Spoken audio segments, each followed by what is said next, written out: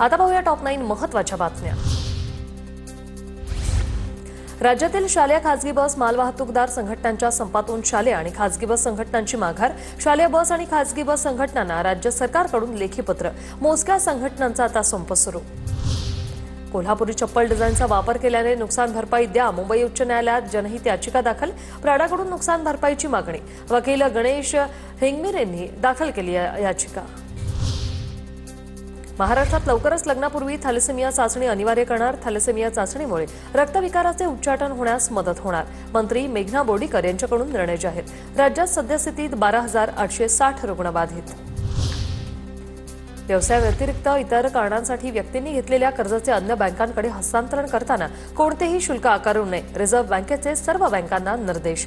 Reserve बँकेकडून नवी मार्गदर्शक तत्त्व जारी।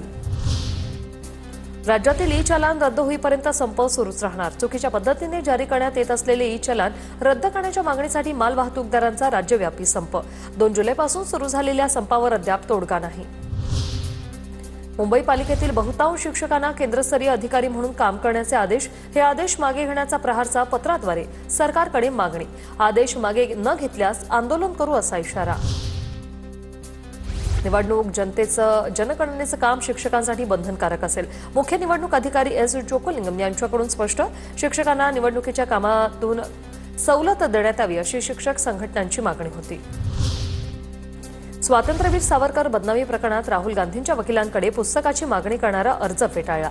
राहुल गांधींनी भाषणात पुस्तकाचा उल्लेख केला होता। पुस्तकाची मागणी सत्तेकी सावरकरांनी केली होती।